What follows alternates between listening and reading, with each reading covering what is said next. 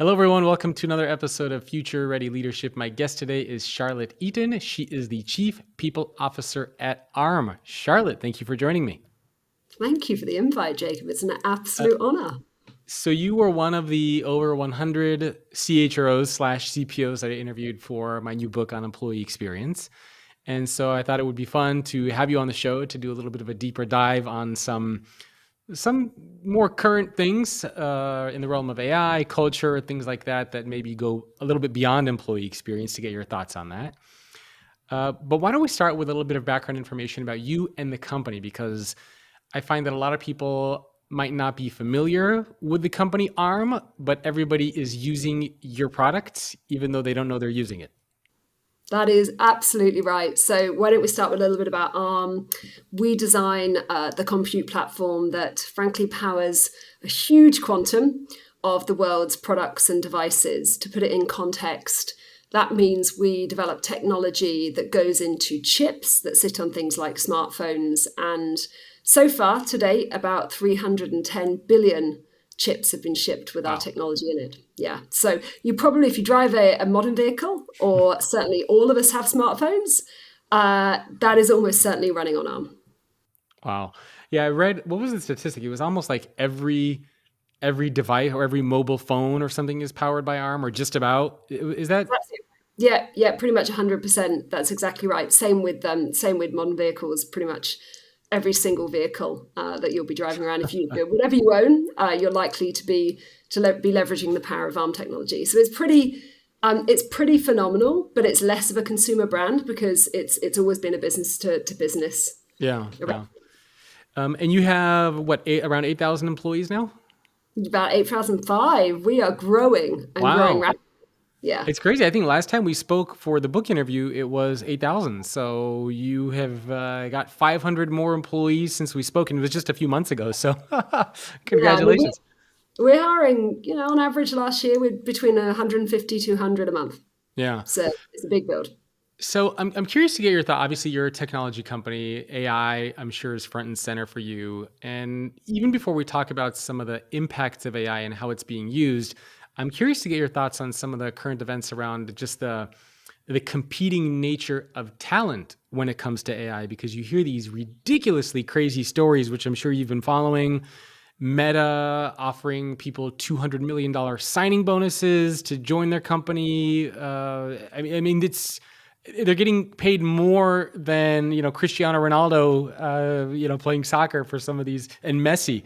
So just it's mind-boggling to think that in the realm of AI, the superstars in that world are literally commanding and getting salaries and signing bonuses compared to athletes, some of the world's most famous athletes.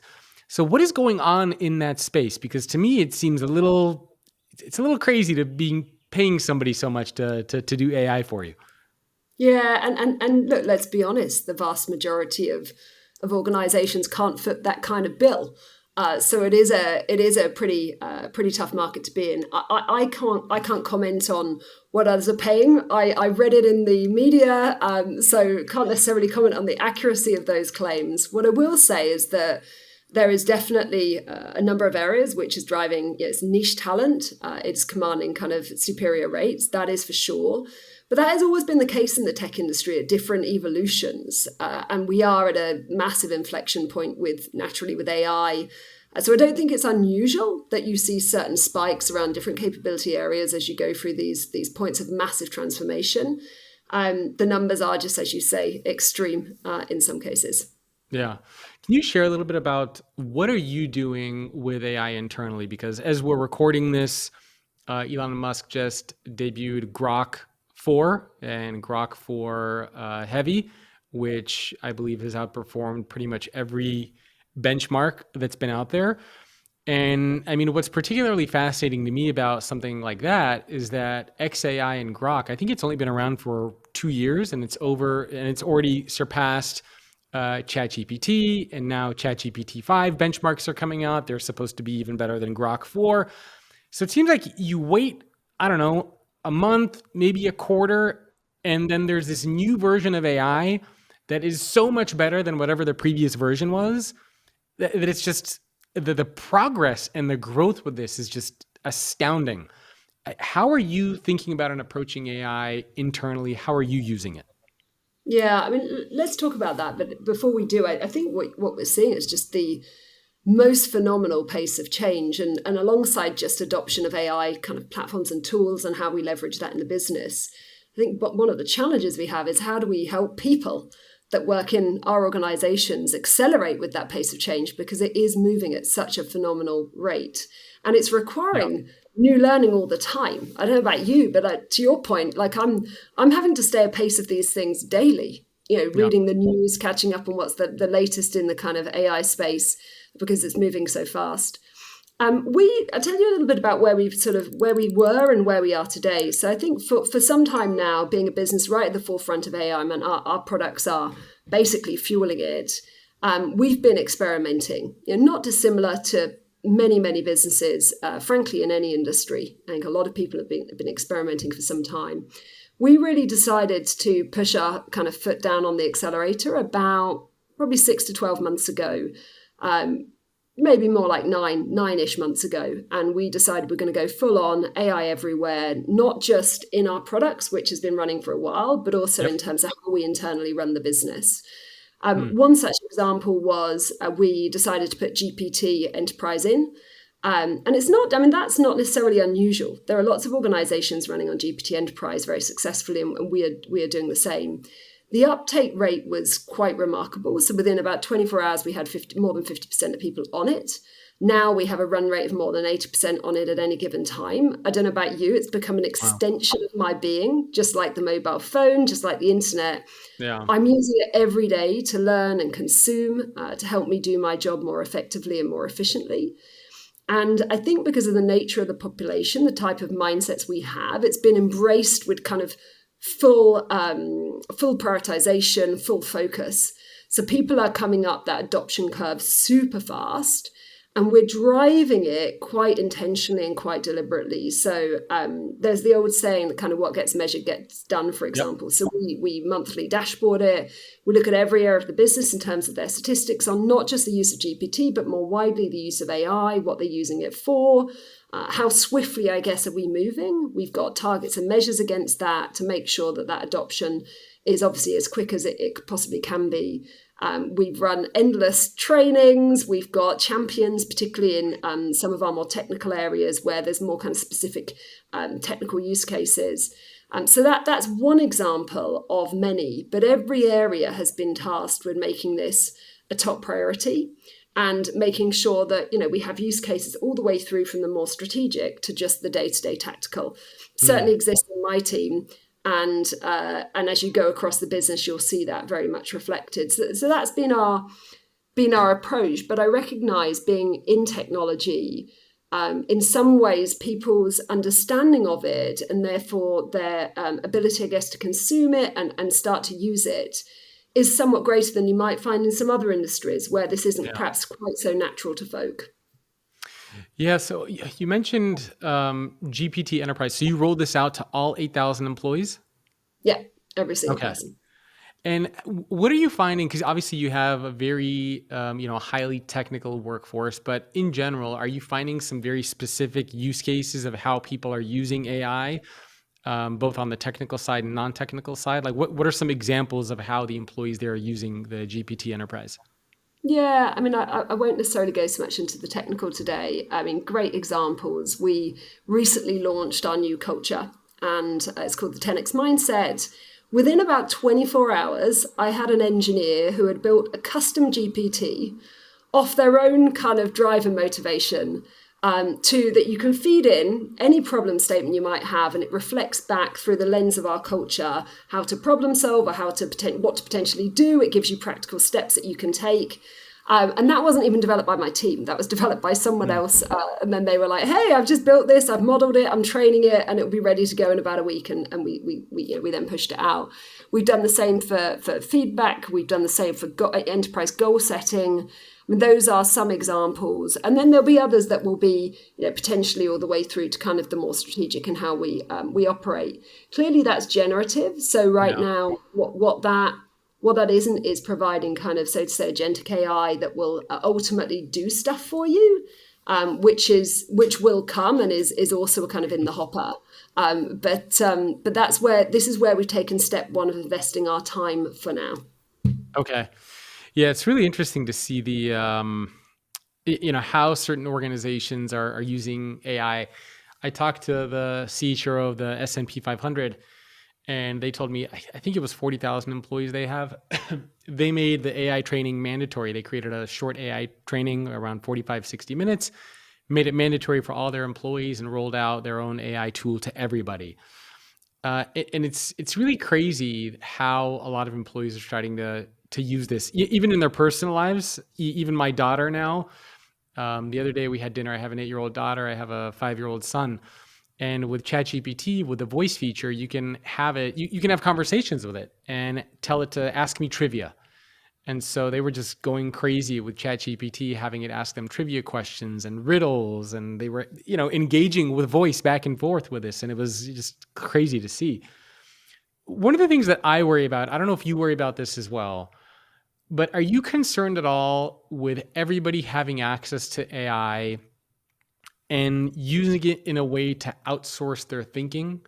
So, for example, let's say, and this is the example I always use with various leaders, is let's say the company wants to move in a strategic direction, and I am for that direction. So I might go into something like ChatGPT to prepare for a meeting and say, hey, I'm a believer in this new direction of the company. Here's a bunch of data and files. Make me a bulletproof argument for why we should do this. And then let's say somebody else is going into the same meeting. They're against this decision. They put in the same information, same data into ChatGPT, and they say, make me a bulletproof argument for why we should not move in this direction. And then what happens is everybody shows up to a meeting, and you become sort of the mouthpiece for AI at that point, right? You've outsourced your thinking, you've outsourced the decision-making to AI. And one of the things that I worry about is it possible for us to get to a point where everybody's just showing up to work each day, reciting what ChatGPT and what AI tells it to, because they've outsourced their thinking and their decision-making to computers? Yeah, I mean, I do think about it. I don't know anyone that probably doesn't think about that, particularly I also have young children. I've got 2 under 7. So I do think a lot about their generation and what this will ultimately mean down the line, I'm sure, as you do too. Ultimately, though, I think that's why, we have to retain the human in the loop, like that you have to be, no matter, I mean, I use this every day, and I use it to learn, I use it to check things, I use it to write things, but I don't trust it to be accurate. Not yet. And so I think we have to, as organizations, as the human race, so to say, we have to make sure we think about this as the interface between the humans and technology, and keep that right at the front of our minds, not just for our generation, but for later generations as well. Doesn't mean we can't leverage the technology, but I think the best power, the best innovation will come from the blend of both computer-based thinking and human-based thinking. That's where the magic happens. Yeah, I think it's going to be important for organizations going forward to have some sort of a philosophy around AI, but not outsourcing human thinking, and being comfortable asking questions when you go to a meeting and say, hey, did you use AI for this? Did you find any flaws with it? Did it get anything wrong? Did it challenge your thinking, right? Probing questions to just get a better perspective of how somebody used AI to get to a certain decision. Because that's the danger, right? You outsource your thinking, and then you get challenged on that thinking, and then you crumble because you don't have a way to back up, anything that you're saying. So are you thinking about... Therein though, Jacob, is a leadership lesson learned, right? You show up to a Yes. meeting, you bring something that a computer has built for you, you don't have any of the backing or sources. And I mean, for us in the technical world, our folks are, they will really go deep. They would challenge on your sources. They want to know where that data came from. And if you don't have the answers to it that you can't credibly respond to, then Yeah. you're really going to struggle to make an argument. So I think we have to kind of almost channel that slightly a skeptical view around these things. It would actually be a helpful mindset to carry to make sure Yeah. that that the proper blend of human and computer-led thinking comes to bear. Well, the challenge is also that if everyone's using AI inside of a company, you probably will never even know, right? You Mm. might notice that emails become a little bit more polished, that people are a little bit smarter, but you won't really know that somebody's using AI. We had a funny story just in like a friend group. I'm on a WhatsApp text, and there's a bunch of people on there, and somebody was debating something, and then one of my friends put in a response. But you know how if you use ChatGPT, at the end of the response that it'll give you, it'll leave in its one little line in there, and it'll say, "Here's a response that you requested, which is warm and funny and blah blah blah." And so all of a sudden, he puts a response into our WhatsApp group, and he forgot to delete that part. And so we all look at, well, we all, after we finished making fun of him for a while, but it was just crazy that he went into ChatGPT to ask for how he should respond to a conversation that we were having. And for me, the scary thing is that had he not deleted that portion from ChatGPT, we would have never known that he used it. And so I don't know. It's having these types of conversations internally, I think, is going to be very, very important. Are you already starting to have these discussions with your leaders, with your employees around, I don't know, guardrails, the philosophy around AI plus human, like how to talk about that stuff? Yeah, I mean, we're definitely talking about guardrails. We have to. We're a business where our things like our intellectual property are the magic of this business. So from day dot, we've had to talk about guardrails, how you leverage the platform and what for, human in the loop. Many of the things that other organizations will be talking about and addressing. Do we have a policy? Yes. Is it a risk balance policy? Yes, because we don't want to be overly conservative. We do want to be on the innovation end of the curve, and so we're driving this pretty hard. Again, I do think we are thoughtful enough that we are challenging. We've got a layer of skepticism or challenge when something comes forward, and by pure luck, that happens to be kind of built in somewhat into our DNA. So I think that actually helps in this type of environment. If that's not something that your environment or culture has, then actually you might want to kind of amplify that in this newfound world. But yeah, it definitely, we're thinking a lot about it. It definitely exists. And this is going to reimagine work and life, I believe, as we know it. Yeah. Can you unpack that a little bit? Like, how do you think it's going to change work and life? We didn't even talk about agentic AI, which is already starting to make its way into organizations. But what are the main ways you think we're going to see transformation in the next, I don't know, 1, 3, 5 years? What's your take on what work will look like? I mean, at its highest possible level, it's this intersection of humans and technology. If you're though of course in multi industries there'll be some roles which may continue where human empathy and compassion is absolutely critical, and those roles won't need any support of AI to do the job, and in fact shouldn't, because it's absolutely essential that human empathy, as I said, and compassion is brought to bear. Even in my environment, let's take mine, that there will be critical roles which are primary people interface roles that must always be a human being. But there'll be others where there'll be the co-pilot, where you'll be leveraging, it could be generative AI to support you. And there'll be others where, for example, you might say this core capability will be a person, but that person will Yeah. be an AI. And if you imagine what that means, I think that means that certainly as leaders and people that are shaping organizations, we're going to require much more of a systems thinking lens. So Yep. if you think about that, like how do all of the different parts intersect and come together? Some of that might be technology, some of that might be human, some of that might be co-piloting, working side by side. But where does each play? I think we have to be very intentional and deliberate about where each of those plays.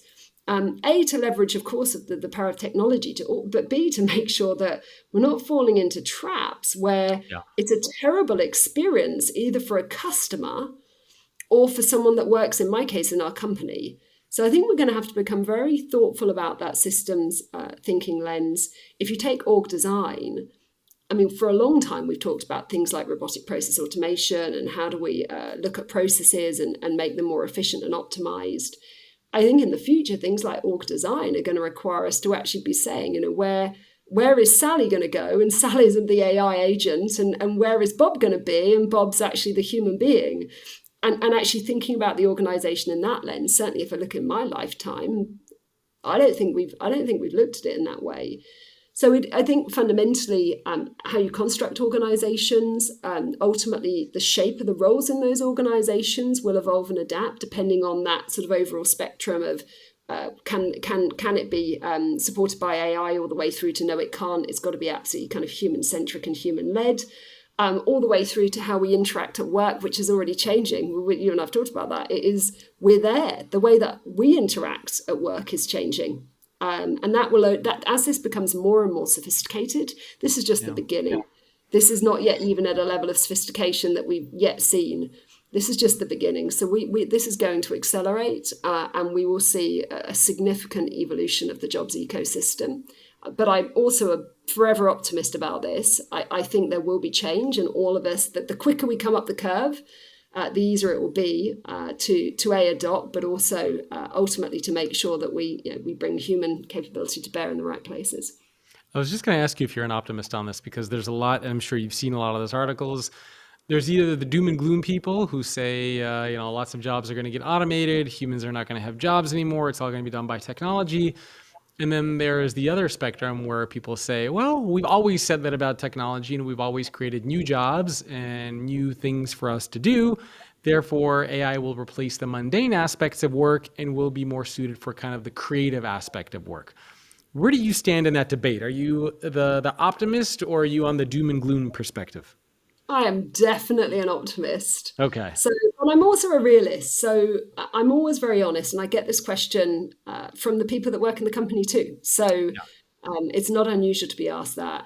I mean, do I believe that there will be a significant evolution of the jobs ecosystem? Yeah, I do. I do, because I think AI is going to bring newfound capabilities that we didn't realize before, just like happened when the internet came and mobile phones, and computers, who knew? Things did adapt, they disrupted, but they also reset, and new skills were born that people could apply themselves to. So I do think there'll be significant disruption and change, but I also believe in this reset that it will come. I believe by the time certainly my children get into the world of work, they'll be working in quite a different environment, and they will be completely like AI native. And to your point, my kids are the same. I mean, they're young, but they already are using it. Whatever your views on that, they know how to speak to it. They know how to create images. So this for them will be second nature. Yeah, I wonder if it's going to lead to people creating more businesses, more startups, more entrepreneurs, people who can build their own thing instead of having to go work for an organization. I think that'll be also an interesting thing to pay attention to. Well, on that, Jake, imagine the ramp, like the pace to ramp actually with some of this new technology. Yeah. Your pace to actually ramp a new business, like stand it up, scale it.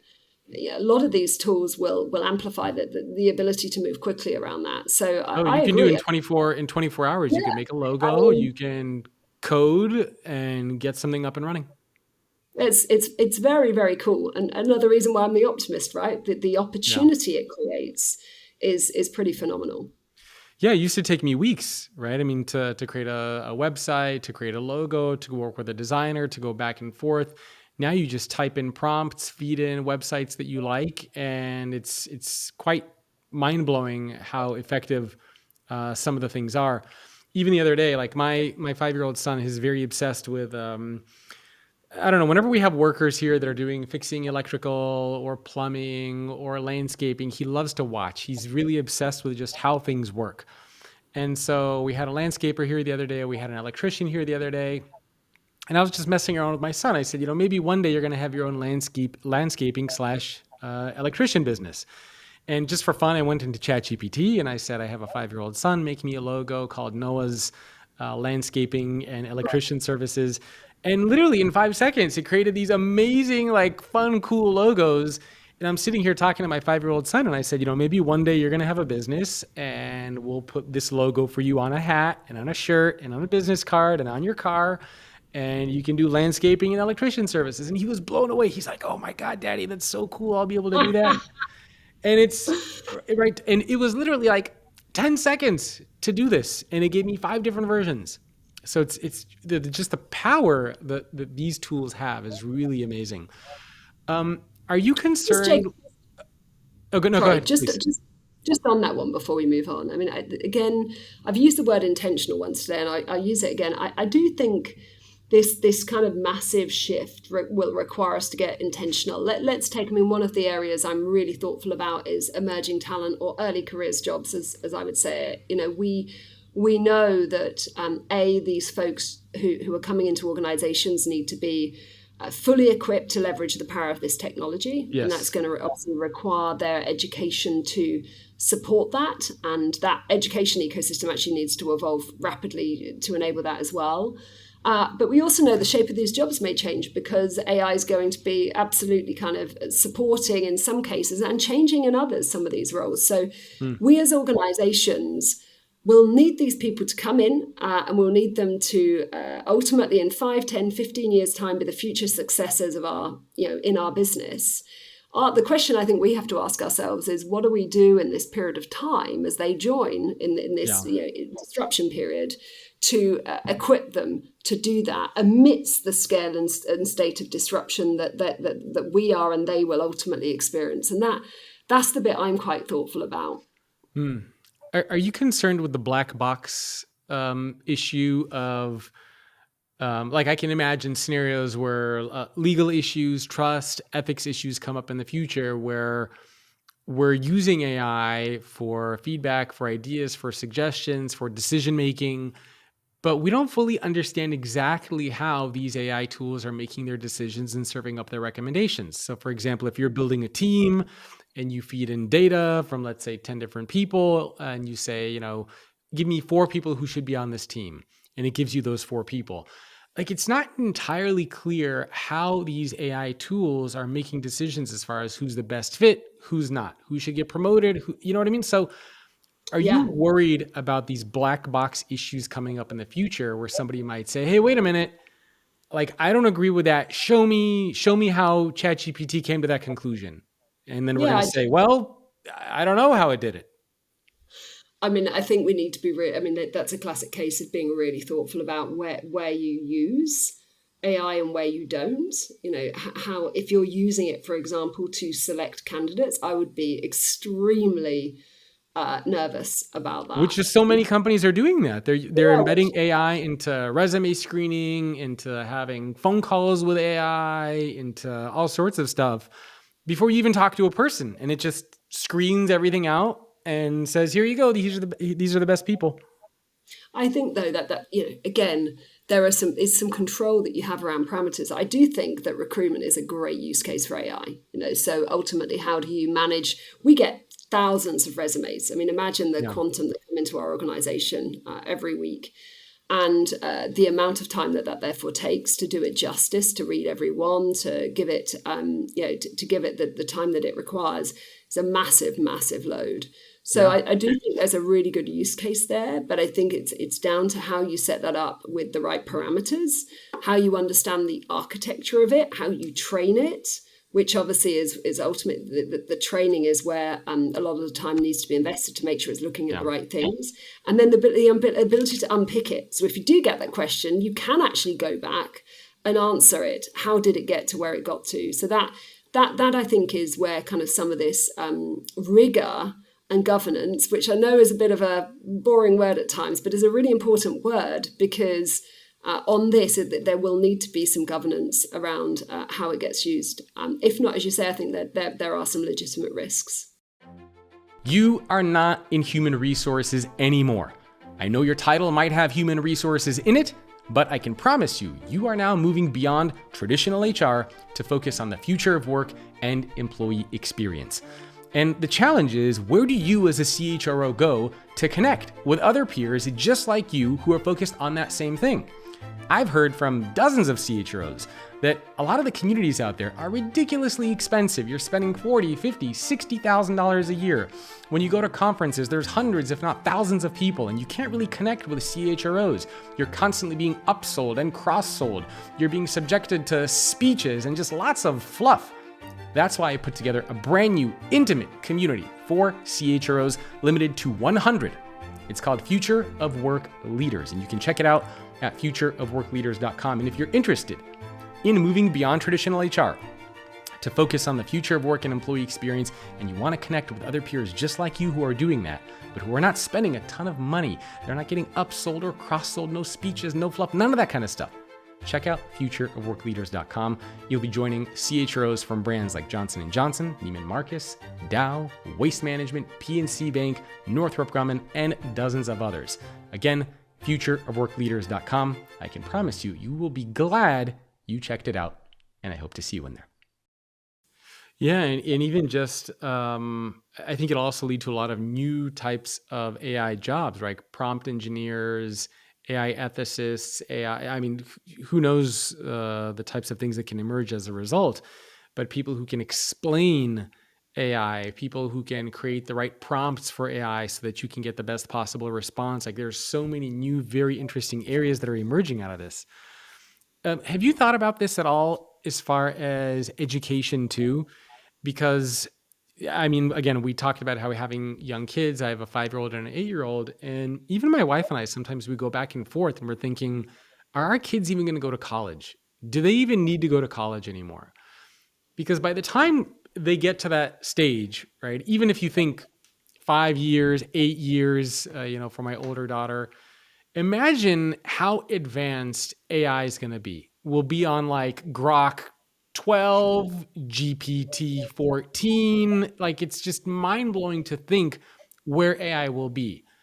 And at that point, is college going to be relevant for somebody who wants to learn something, right? I mean, my daughter, she'll be able to learn anything she wants.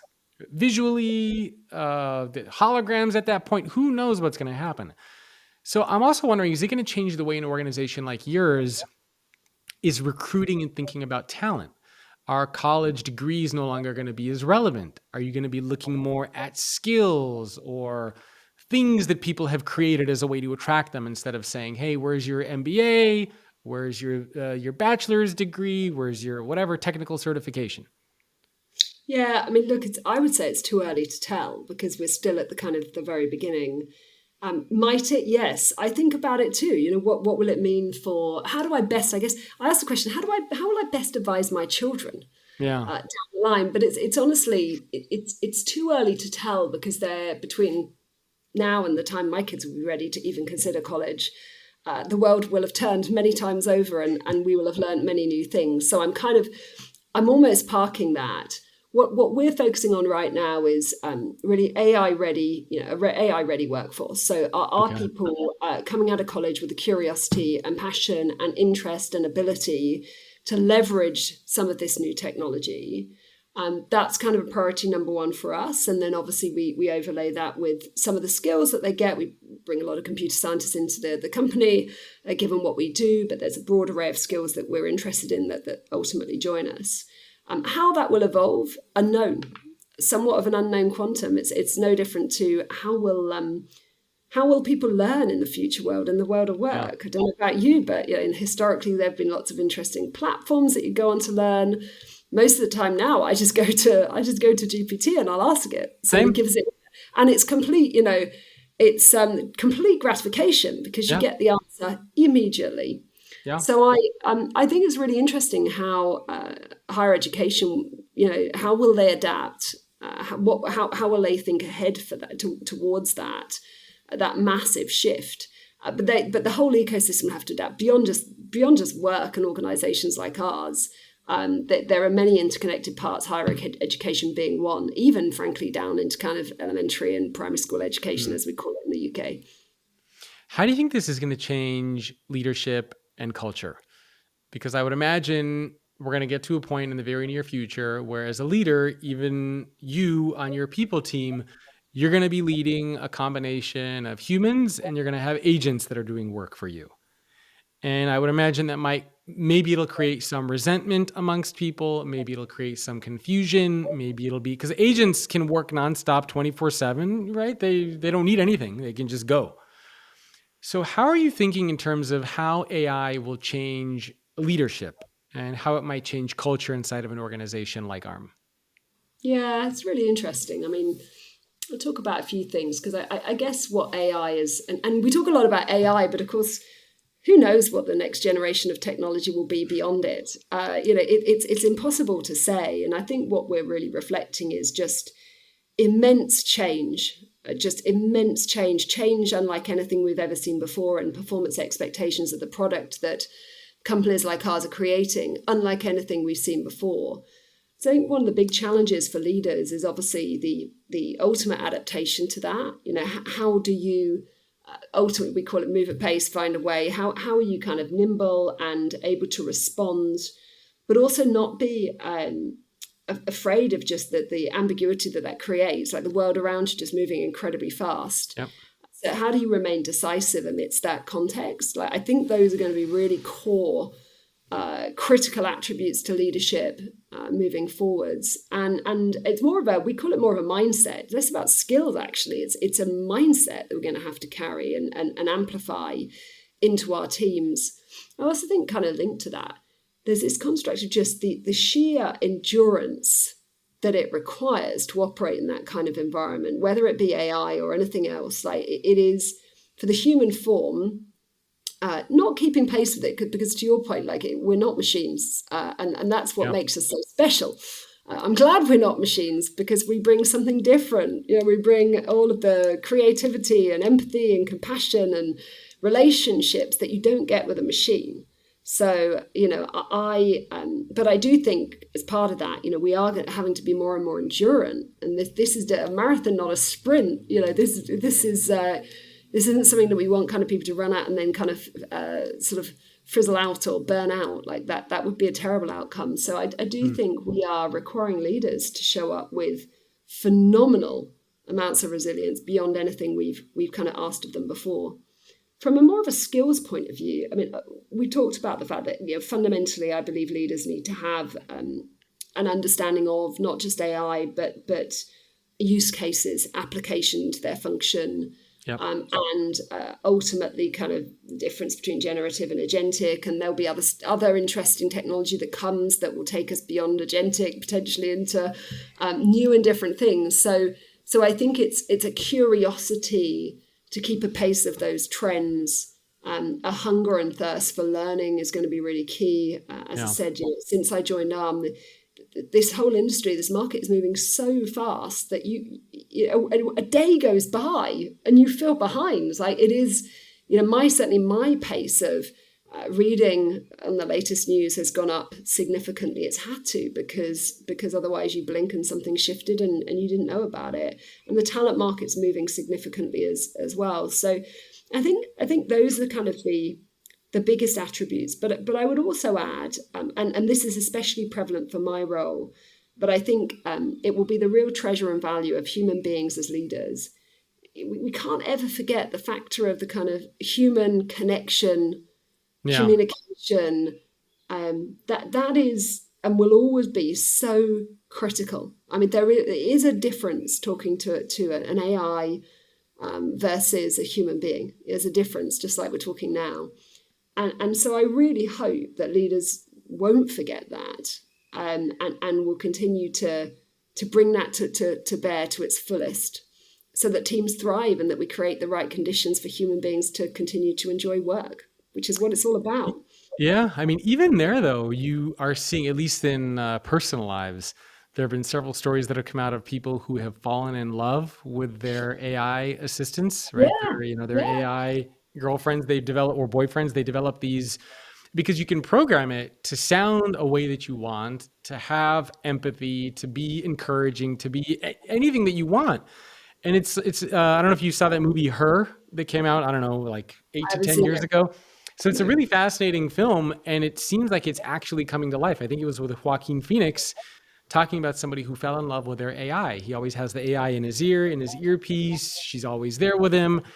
And we're starting to see that now happening, which is mind-boggling to think about. And speaking about AI, I don't know if you saw the recent news when Elon Musk was announcing Grok 4. He said that when they're training their AI models, that they've reached the limit of human information that they can use to train AI models. And so now what they're doing is they're having these AI models create information, physics, science, whatever, create information.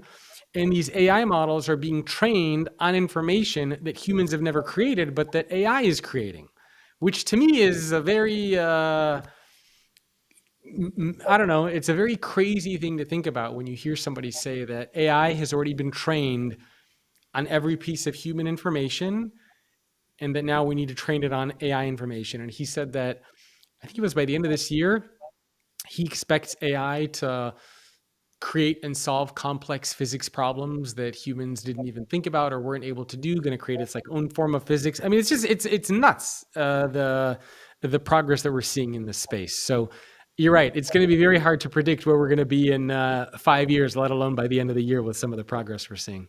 Who knows? But what an exciting ride. I mean, Yeah. it is, I appreciate it. It can also feel perhaps slightly edge of the seat, slightly terrifying at times, the kind of phenomenal rate that this is evolving. But I don't know, like it's also just an incredible period of learning for all of us. Yeah. I like you am just sat in a way on the sidelines, but in a way in it, watching on with just absolute curiosity as to kind of what it means and where it goes next. But being able to adapt, being able to not just adapt yourself, but help others if you're a leader adapt to that. That's a big part of the job. Yeah. You mentioned this theme of an AI ready workforce. I thought we could unpack that a little bit because that's something that I think we can look at from two perspectives, right? One is the organizational perspective. So what does having an AI ready workforce mean? And then the second element is for a lot of people out there who have jobs or entering the workforce, they want to make sure that they're going to be ready. So how can they be an AI ready employee? I think there was an article that came out recently. Somebody can fact check me on this, but it basically said that a lot of organizations that are looking to hire college graduates, instead, they're now turning to AI to fill those roles. So instead of training somebody out of college to do something, the basic level roles, you can have AI do that. I've also heard, one of the members of our CHRO group was telling me that now when they're doing interviews, they have somebody on the technical team sitting in on those interviews to make sure that the role that they're considering hiring something for can't be done by AI. And it's sort of like, give it to AI first. If we can't use AI for that, then you can hire a person, which is, again, a very different way to think about how we're attracting and retaining and recruiting. Yeah, but I mean, I guess in a way, though, when we talked about systems thinking earlier, and you as an organization or a leader are kind of looking at kind of where do you want humans to play? Where is it co-pilot model? Where is it an AI? Like what you're seeing is very early manifestation of that in a way, of starting to say, actually, is this role better served and more efficiently, perhaps from an experience lens through an AI for our customer or for our business. So I'm not surprised that is the approach that people are taking. And it's tricky. I think it's tricky for, let's take young people, because we've touched on that a little bit already. It's really tricky for young people right now because of the pace at which it's moving and it hasn't settled into kind of any normalized rhythm. Yep. So they're hearing a lot about the potential disruption.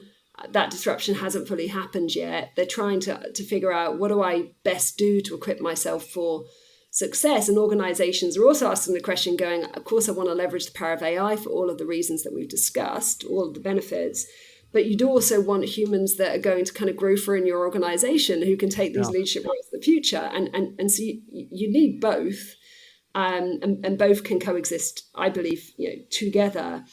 I do think that right now, based on what we know, a lot of it, and the word we've used earlier, is kind of the curiosity. I would encourage any young person to be experimenting, not just not just casually using GPT. Go in, try build some Hmm. customs, have a go at kind of different how it could apply to different use cases. Of course, you can use GPT to train you to do that, so it's actually it's not too complicated. Read as much as you can about kind of the discipline you want to go into, how AI is being leveraged, see how you can grow and develop yourself in that space.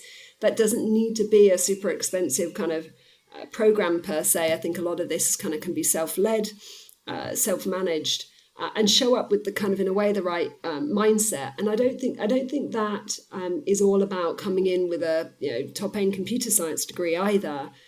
Let's take my world, the world of kind of people. I would expect now candidates that I meet, in fact, I would proactively be asking them how they are using GPT at work, not just GPT, I should say AI in general at Hmm. work. I Like would during your interview questions with employees, you would ask them. Okay. for sure. I've been Yeah. interviewing recently and I've asked them for And so sure. if they say no, I haven't used it yet, you're going to be like, well, maybe this Well, no, company's not for you. I generally then engage in a conversation, like it's a route to a really interesting conversation about kind of how they use AI in their work and their lives, what their kind of philosophy and beliefs are on AI. And that's important to us because, ultimately our mission as a company is to build compute platforms that ultimately power, Yeah. yes, products all over the world, but a massive focus is of course AI, because all of these are going to be AI driven. So Yeah. we want people that have passion for the mission, that kind of want to come in and leverage the technology and experiment with it and help make Arm better through the power of it. So it is really important to us. So yeah, we definitely ask, and we also seek to understand how people have used it. Let's say you're doing some kind of selection process. It could be a presentation. I want to see people use it. I want to see them use it in their presentation, and then we engage in an interesting conversation about how they've Mm. used it and how they've kind of applied their own creativity to bear, or brought their own creativity to bear as well. Yeah, it's interesting. Even my mid 70-year-old dad and father-in-law are both using AI. They're both using GPT or whatever tools they're using. So it's crazy. I mean, you used to be, when there was a technology that was out there, and if you were on the fringes, it would be weird for you to say that you're using that technology. And now it's weird for you to say you're not using it. So now if you find somebody who's not using AI, you're like, you're not? What do you mean? That's so weird. Right? It's just mind-boggling. Like everybody I know is using it in weird ways. I have friends who are real estate agents, friends who are content creators, friends who have jobs, kids, people who are older. Everybody's finding their own very unique use case for how they can use AI in their personal lives or in their work lives. And I think it's probably the first time we've seen something like that has that much potential to impact how somebody lives and works in such a wide variety of areas. It's like it doesn't matter what role you're in, where you live, what job you have, you can find a use case for how AI can help you in some capacity, which is I think very interesting. Yeah, no, I think I think it's really interesting. I'd also just say to folks that I do. Everyone's at different ends of the spectrum on this. There are kind of folks that are further along, and I've got many in my circle, but I've also known lots of people that kind of are just figuring it out. I don't think anyone's fully figured it out because, as you said earlier, it's moving at a pace that one could almost not even imagine.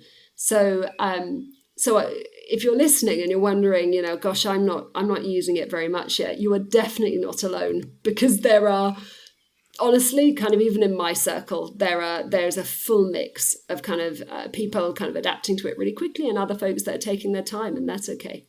Yeah. Okay, we only have a few minutes left. I thought maybe we could talk about AI from the perspective of employees now, because there are a lot of people out there who are worried about their roles. They're worried about their jobs. New employees who are graduating colleges right now are trying to figure out, where am I going to have a place inside of an organization? So if you were giving some sort of coaching and mentoring advice, I mean, I know you touched on curiosity as an important attribute to have, but is there anything specific or concrete that you think people should be doing or thinking about to make sure that they can be future ready, for lack of a better phrase?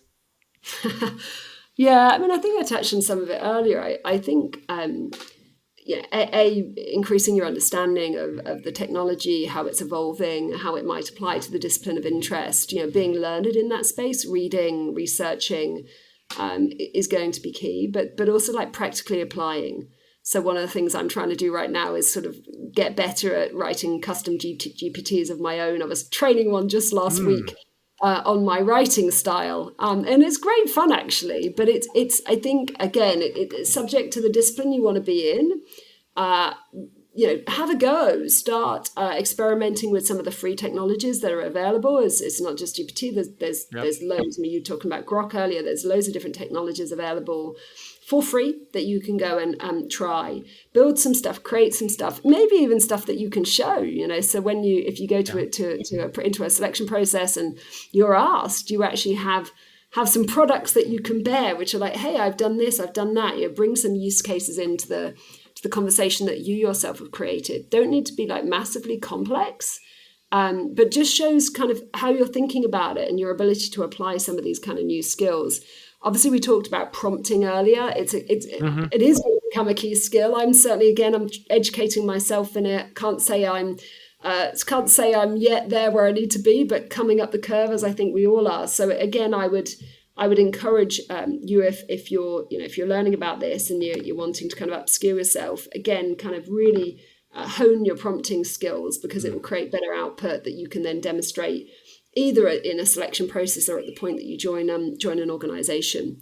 So I think those are the sort of the technical skills. And then, as I said, I do believe that curiosity and self-led learning are going to be king. And a lot Yeah. of the learning we're going to do, as discussed earlier, is going to be in the flow of the work. Can you share maybe one or two examples of how you personally are using it? You mentioned you're writing your own GPTs, which I would imagine a lot of people are not even familiar with what that means or how to do that. But how are you personally, as a leader of such a large organization, 8,500 employees, you're leading the people, the HR function there. How has it helped you personally do your job better or become a better leader? Oh, I mean, massively, honestly. Mainly, I use it for probably, as do many, two things. I use it for kind of consumption of information. Okay. So, if I'm reading an article or there's a terminology I don't understand, or I want to know something more about a particular area in the semiconductor business or industry, Mm. I'll use it to learn. And it's so great because you can Yeah. just go deeper and deeper and deeper and deeper, right? Like, I don't understand, help me understand, put this into simple language, and it Tell me does like I'm it. a 5-year-old. Yeah. Yeah. Exactly that. Like, tell me it so I just can compute it super quickly. So I Yep. do use it a lot for that. But I'm also using it, as I said, the GPT that actually I've been working on with our brand team for myself is this tone of voice GPT. So how do I create something Ah, that sounds like me? So because I definitely have my own distinct writing style, the way that I want to communicate. And that's great because so we've been training it. So on Friday, I was seeding some stuff in that I've written, that I've done, the people strategy. So I was putting it into this custom GPT, and basically you're training it. And then so the more you feed it, the better it hmm. gets. And then just like a GPT, you write in, I want you to write this piece for me, give it a first go, and it will have a first go. But I will say I always iterate. It's not the point yet where it it fully sounds like me. It gets to kind of maybe gets me like 80% there, and Yeah. then you want to finish off the 20%. So that's, I mean, some of those things are obviously bubbling up as well. And then all of the other classic use cases. I mean, day to day, I might, if I've got a particularly long email I need to read, you might feed it in, and then it will give you a summary version. That's also Well, a it's good funny, case. even in Gmail now, like Gemini is embedded into Gmail.